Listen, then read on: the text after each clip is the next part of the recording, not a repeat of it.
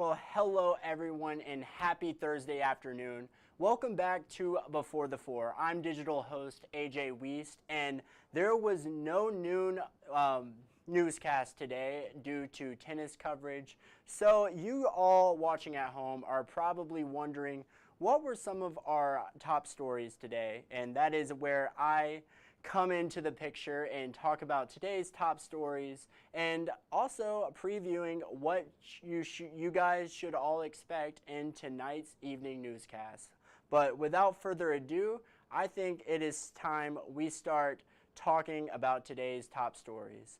And starting things off, actually I'm going to cut back. This is probably going to be the next story, but starting things off with now a really cool story out in Arab. Today, 48's Daquan Lee, as part of the 80th anniversary of D-Day, he has been speaking with a 100-year-old World War II veteran who served alongside General George S. Patton. He is currently in Arab, and you are certainly not going to want to miss that from Daquan coming up shortly. And now a 48 exclusive, as we all reported yesterday, the alleged bank robber, and let me pull this up right here, of the bank robber of the CB&S on Madison Street was arrested just yesterday. Now, Justin Lee Tilking, that is who you see on screen right there. He was charged with robbing a bank institution. And also last night, 48 Savannah Sapp, she spoke with Tilking's parents. And I am going to play you guys the package that we aired last night. This is what Tilking's parents had to say. And let me pull it up for you all here. They had about 6 cars and about 15 officers to get one boy. Jimmy Tilking describes the scene as Huntsville police officers swarmed his home looking to arrest his son, Justin. Police made the arrest Tuesday night, charging him with robbery at the CB&S Bank in downtown Huntsville, May 28th. These surveillance pictures captured the suspect wearing a mask and a ball cap, asking to borrow a pen from a teller. Police say he then slipped the teller a note demanding money. He was able to leave with a small amount of cash. Tilking's parents saw the pictures on the news. I asked him about it, and he swore, now, it ain't me, They believe this desperate act is all connected to Justin's drug addiction. Every time we'd send him to one rehab, he would get worse. They'd send him to like a halfway house, and then that's where he got into the heroin and everything. Darlene says her son finally admitted to the crime during a phone call from jail. He called and he apologized last night. He wanted to hear it from that he was sorry for what he did and for all the embarrassment that came with it. Overall, the Tilkings say their son is anything but a criminal and needs help, which they provided multiple times. They say their biggest wish for him is to stay clean. That I love him and I want him to get well. I want him to get help. We'll be Justin again. Wow, very sad stuff right there. And also staying on that story, 48's Matthew King, today he spoke with Tilking's defense attorney, Nick Law. So make sure you all stay tuned to our evening newscast for what Nick Law has to say about the case. Now out in the Shoals, 48's Aria Pond, she is in Franklin County today reporting on the severe weather damage from last night. It was recently confirmed by the National Weather Service that an EF1 tornado touched down last night in Franklin County. So make sure you all stick around also for that, for the latest on the weather damage out there. And also stick around for the latest forecast from 48 First Alert Chief Meteorologist Brad Travis to stay in the know of all things weather. Now, in case you missed it, WAFF's weekly Crime Stoppers ran in last night's newscast. Hear who 48's Gina Benitez and Huntsville Police need your help tracking down.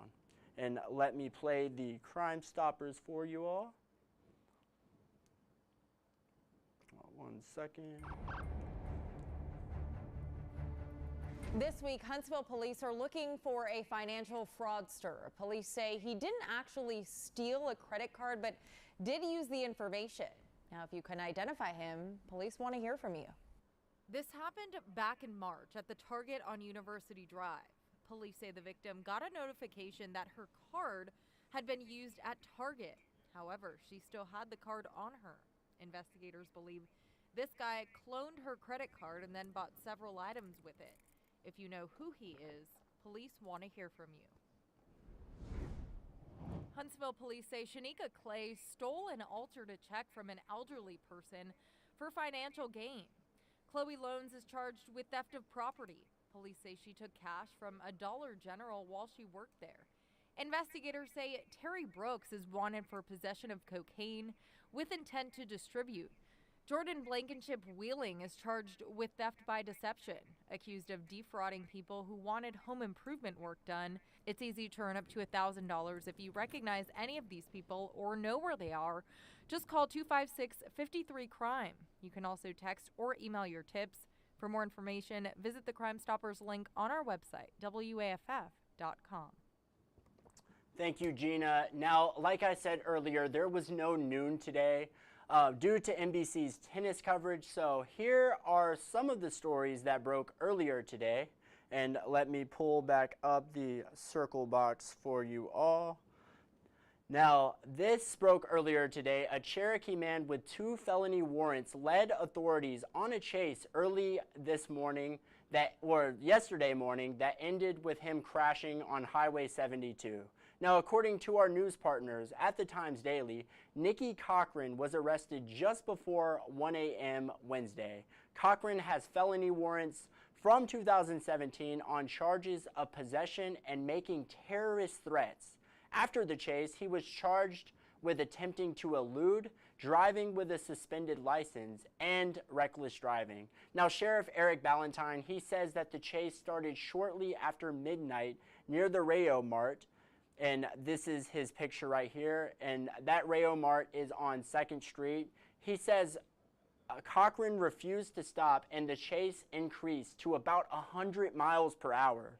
Now, Colbert County deputies and Alabama state troopers had to use spike strips to get Cochran to stop. He eventually crashed near the Alabama Music Hall of Fame on Highway 72. Now, Cochran is being held at the Colbert County Jail on previous charges for failing to appear for a court date.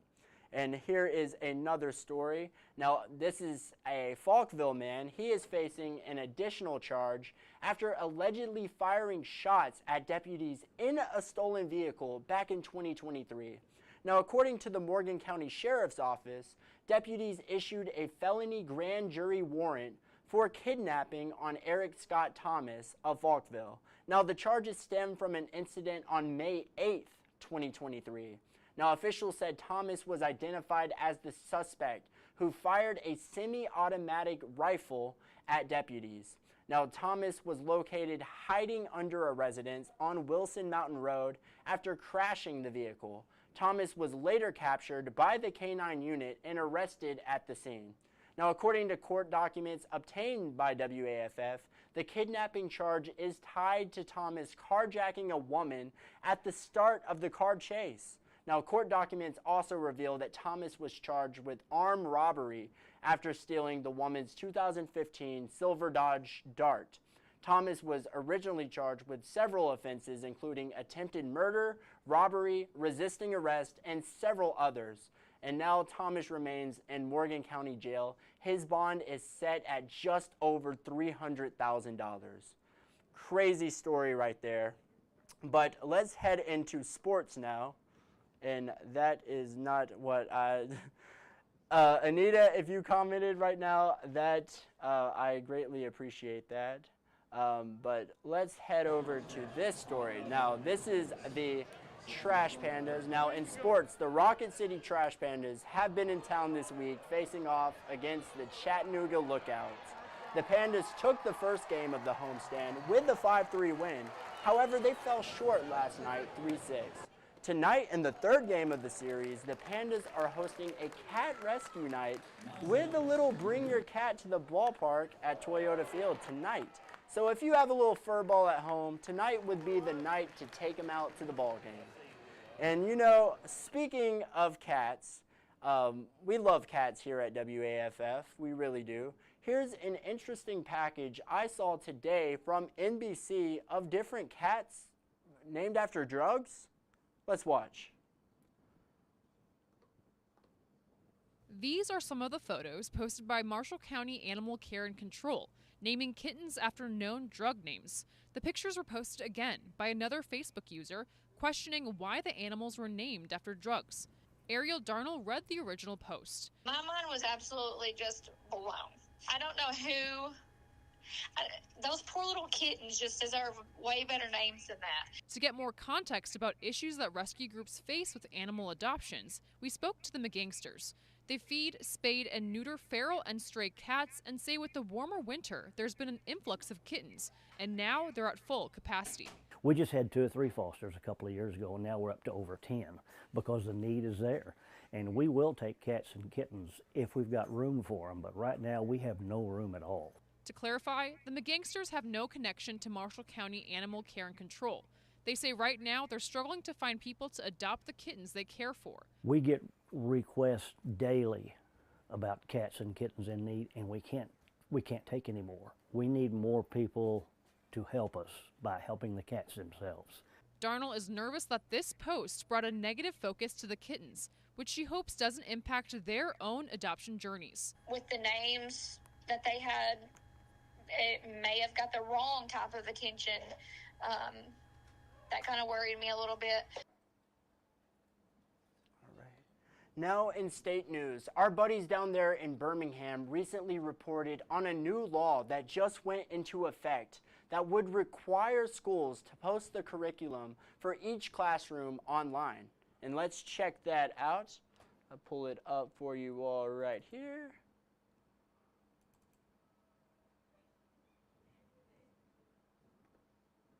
These are some of the That is the cat story right there.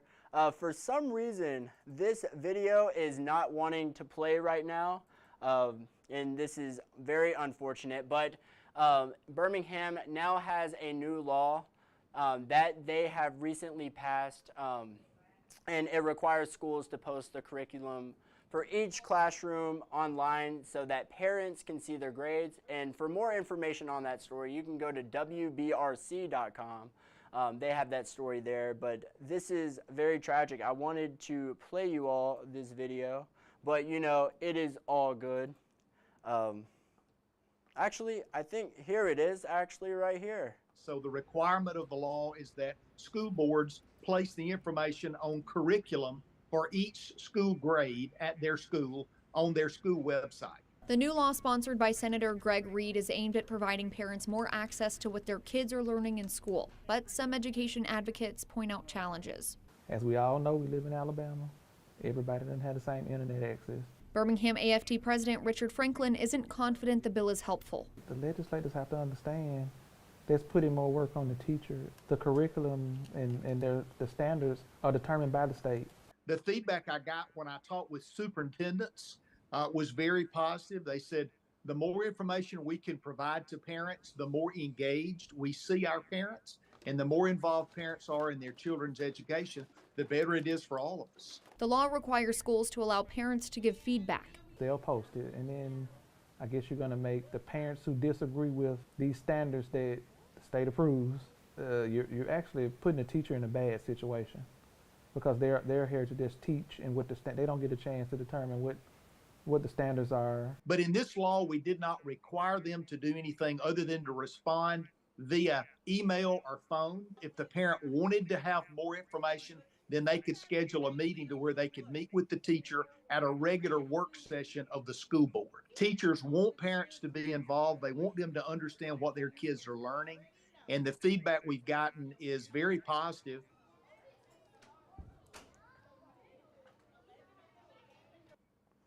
Very cool story down there in Birmingham. And I apologize for the technical difficulties earlier. I was able to play the video for you all. I was getting worried there for a second. I was thinking, man, I really want to play you all watching right now this video, because this is a pretty big law right now in Birmingham. Now let's head into stories you're not going to want to miss. Now, the town of Leeton honoring a hometown icon during Sledge Fest this weekend. Stay tuned for that. The Decatur Fire and Rescue making a special visit to a local heart patient, and the latest on heat-related illnesses. It is certainly warming up out there as we near closer to the summer. Technically June 21st, but it already feels like summer to me. But find out more about these stories in tonight's evening newscast. Now, if you all know what time it is time for Facebook fun, of course. And let's pull up today's question. And this was what we asked you all today on Facebook. What are you having tonight for dinner? Really, there was one winner, and the winning comment, someone needs ideas for dinner tonight. Marina, you caught on. I was like, I don't know what I'm going to have for dinner tonight, so I asked that question. But that is super funny right there. But let's see who else commented. Mike Billups, he said he's going to have some milk steaks and jelly beans. Gotta respect that. Gotta respect it. Thank you for commenting, Mike. And Leetta Williams, she said she's going to have her some chicken stew, which has been slow cooking all day. And my, oh my, that looks good. Miss Williams, I might be coming later to eat some of this chicken stew because that just looks so good. But I kid, of course. But that is all the time I have for today's Before the Four. I want to thank you all for spending a little bit of your Thursday afternoon with me. And, of course, enjoy tonight's evening newscast. But with that said, that is all the time I have. And where is my, there it is right there. You all have a great night. Thanks for watching.